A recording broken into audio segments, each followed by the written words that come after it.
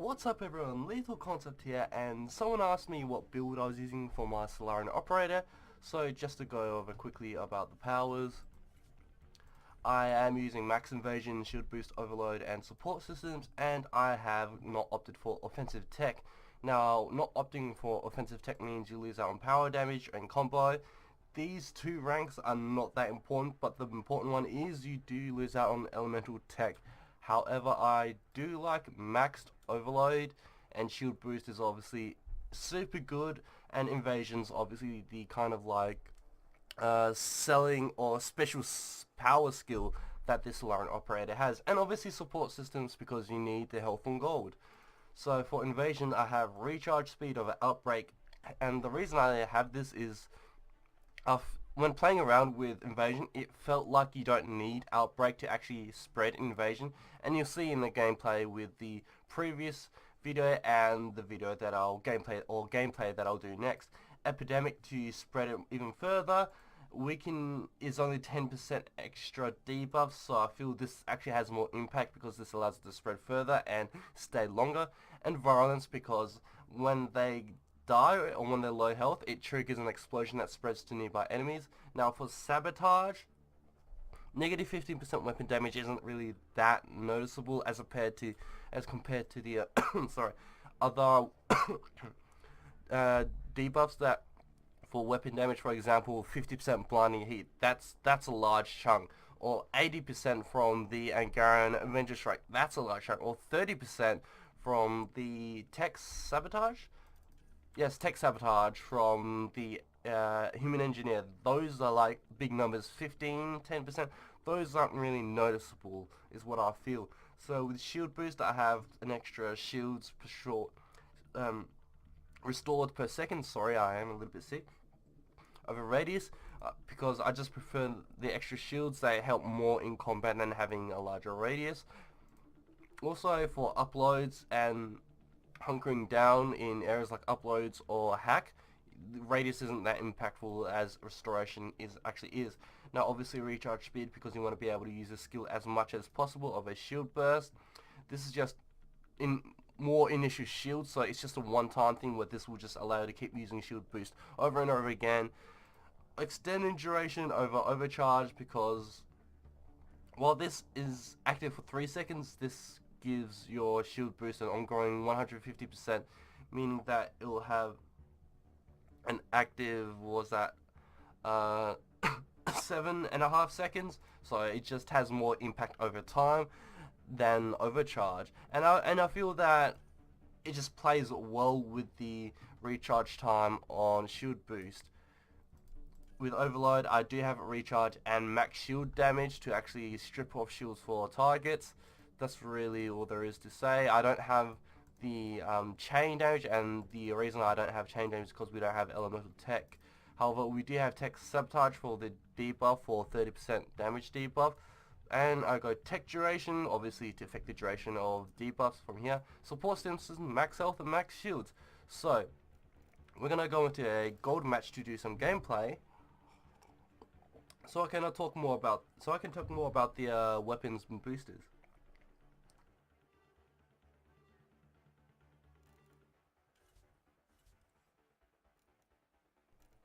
Now, as that pause, you may notice the pause, and the reason that pause was there is because I unplugged and replugged in my mic. If you saw, that's so those guys cannot hear me, and it would just be awkward if they heard me. That's all.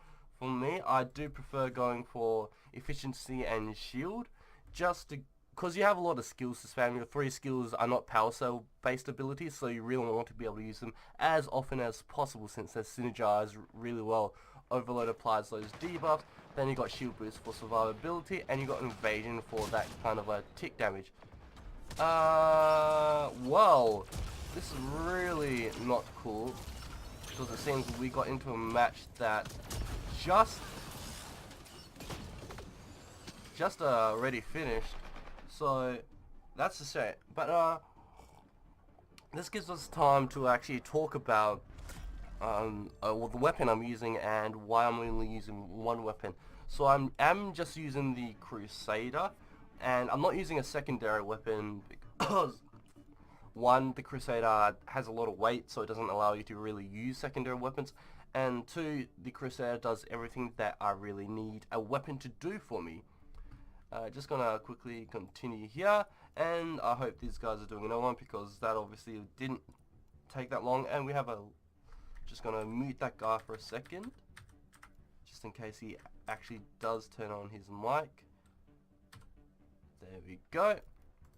And let's equip some back of my consumables. So as I was saying, I am using the Crusader, and the reason I'm using the Crusader is because with your abilities, your shield boost means that you should be watching your allies and using it when you really need to use it. So I want a weapon that doesn't zoom in really far in like a sniper rifle, but I also want a weapon that deals good damage at close and long range. So you can see there, if I want to do something that does a lot of damage at long range, you'd probably think a sniper rifle or something with a scope. I don't want that because that can like pigeonhole me against things like if a dog jumps at me and that means I get staggered, or if I can't see my allies and they might not be next to me for me to restore shields next to them. So it just really narrows the field of view, and I don't like that. However, the Crusader does good damage at long and short range. So I want a weapon that deals really good damage at short range. So you probably think like a fast firing weapon like Hurricane or like a shotgun, but Hurricane is not very good at long range. So I picked the Crusader because it does really good damage at close range, and it's fairly accurate at long range as well.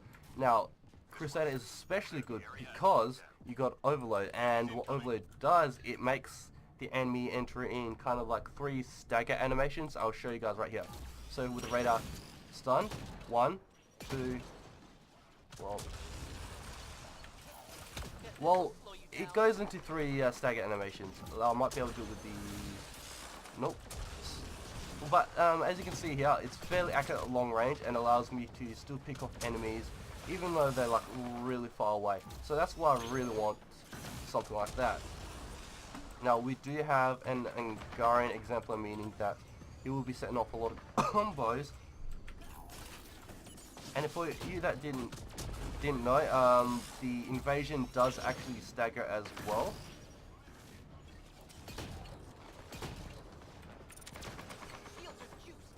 Invasion, I'll see if I can get it on the Pariah. See, it does the fire stagger animation, but it still staggers as well, so you can do like, see, that's one of the animations, and when he pops his head back up after returning to the normal position, that's where you can get an extra shot from your Crusader. Here, I'll try to do it here, staggered here, and then he kind of kneels down. He didn't show it because he died too fast, but he kneels down, and that's the second shot. And then when he returns to a standing position, that's the third shot they can do with the Crusader. Also, the Crusader has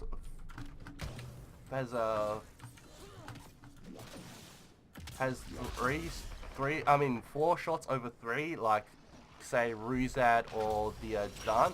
Now what this means is that you have a lot of like, see, that 4th shot came into play there because it allows you to take an extra shot. So I prefer that over things like the Dan or the Ruzad that are more traditional based. Damn, didn't get the shot off when he returned to the normal position. If I can actually aim that, see, it's fairly accurate at long range if your hit registers, which, you know, sometimes it doesn't, but it's still pretty good regardless, as you can see there. So that's why I like the Crusader. Good at short range, good at long range, and one of the really cool things with Crusader is, I'll quickly demonstrate here, shoot it at this wall here. As you can see, it's like a slug weapon. It's not actually a pellet base. So what this means is you don't actually need to take a Smart Choke, because Smart Choke doesn't affect it as much as, say, something like Scatter Shot or the Ruzad. And what this means is you can take the extra ammunition or the extra capacity, and you can see my Crusader's at 4 out of 46, and that's fairly large. That's a lot of ammo for a shotgun weapon.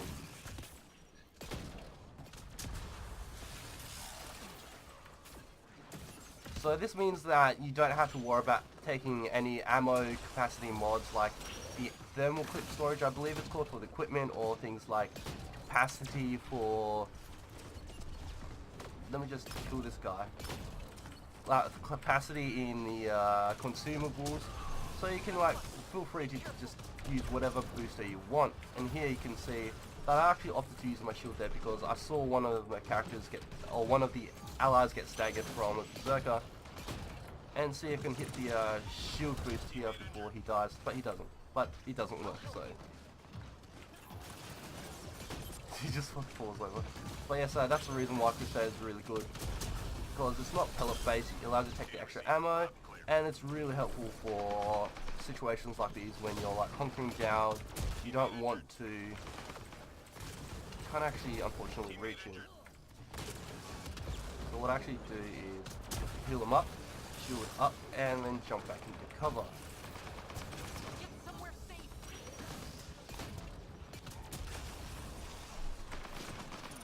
I am going to pop my shield here, and because of the radius of your shield, you didn't actually take the radius. That means that,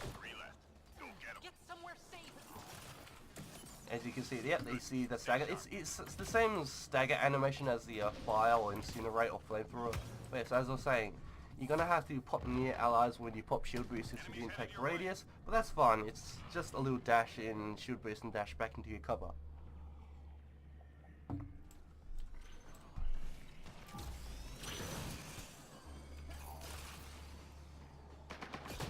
I think you can hit him. Yeah, as you can see, it's fairly accurate for something that's a shotgun base, which is why I really like it. I am not going to go over there just because...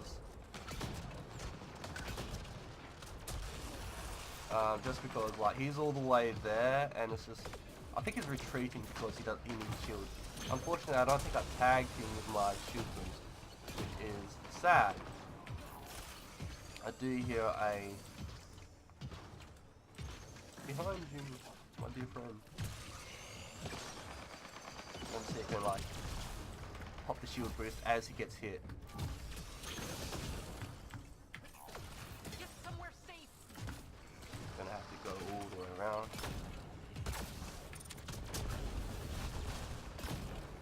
And here's duration of shield boost given work, because it took the duration which allows me to tank the shots from that sniper rifle and still be relatively safe even though I'm on the opposite side. And with the extra clip size of something like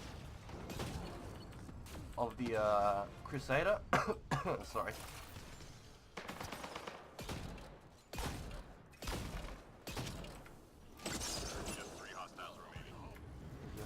Oh wait, he's on the other side. Well, it's probably faster just to kill this enemy anyways then.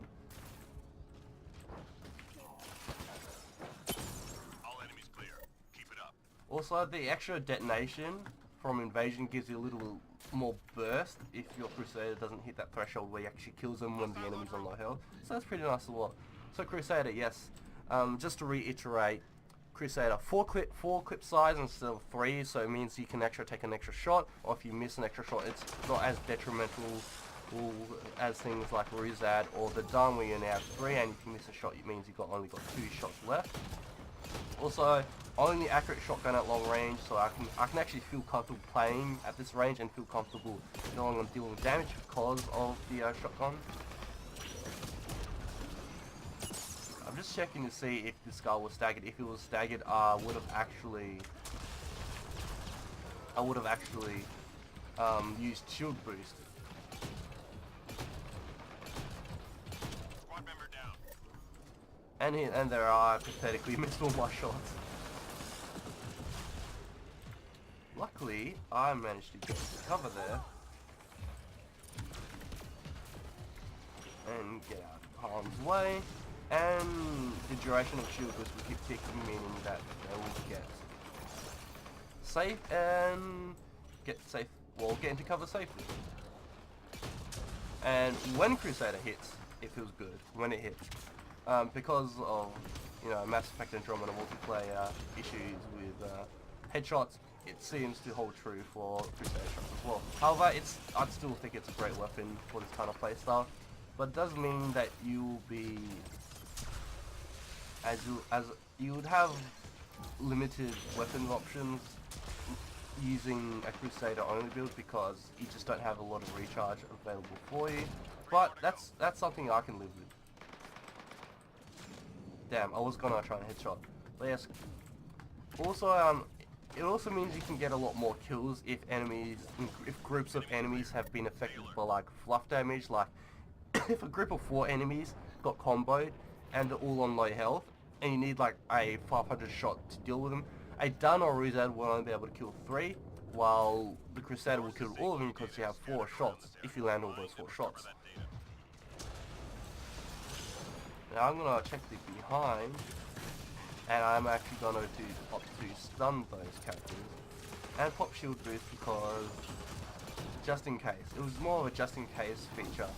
As you can see, it's still ticking because of the duration, and it's back up already. He's stuck. He's stuck. I'm pretty sure that he might have died if I didn't have shield boost. So he did take a bunch of damage from. As you can see here, that the shield boost helped tank a lot, along with the tech sabotage bonus, meaning that any enemy is affected by our powers do have a 30% damage debuff, and which is enough to help you guys survive. So you don't need the extra 10% of invasion if you use invasion, because what was it? Let me just try and hit this guy when he comes back up. Oh, just dies anyway. Ooh, that's unlucky.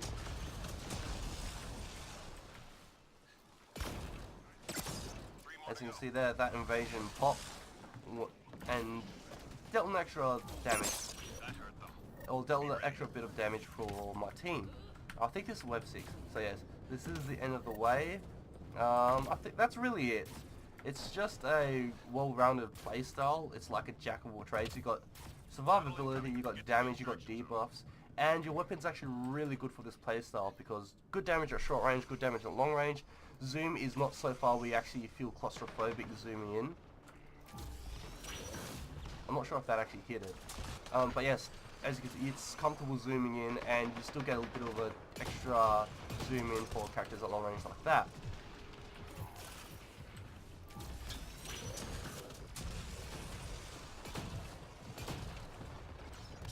I'm just going to check to see if he gets staggered. If he gets staggered, I was going to get ready to pop my shield boost up for him. Let's see. That Hodges is aiming for me.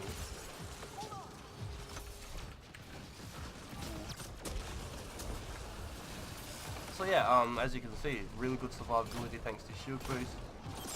That was risky, but this wasn't a one life to live mission, so it meant that I could pop a revive boost if I needed to. As I can hear again, there's another Hydra around here. So I'm just watching him to see if he needs the shield boost. And I do notice that he got shield boost. I mean, he did notice that he got damage. So hopefully, yes, I detect that out. But as you can see here, 3 bullets. Very useful in doing consistent damage without having to worry about reloading a lot. Well, you do reload. What I mean is you don't have to worry about reloading it often, unlike if you're using something like a stun or a 3-shot weapon.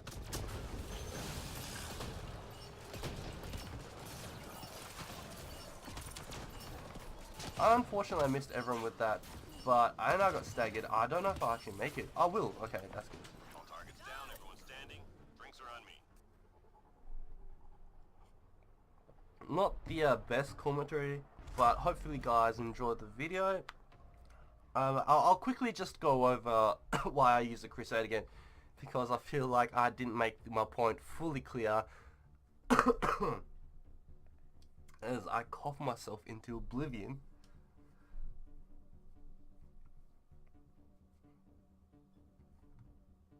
Let me just continue and leave this group. So yes, I do have my Salarian operator at max. It was my first character maxed. So yes, as I was talking about here, the Crusader, shotguns. So like most of the shotguns are either a lot of ammo, but really pellet heavy, like the Hesh or the Piranha, or they're like three or less shots but deal heavy damage, like the Dan or sorry, excuse me, or the Ruzad, and like the Disciple's in between, but the Disciple, since it's pellet braced, you pretty much want to use Smart Choke. However, because as I showed earlier, the Crusader isn't pellet based, it's more like a slug shot, so you can actually take the spare clip to have extra ammo, and this means you don't need to take something like, where is it, armored compartments or thermal clip storage, and you can take a defensive, so what I'm using is a shield enhancer to have a little bit of extra shields, so it's very nice for that as well,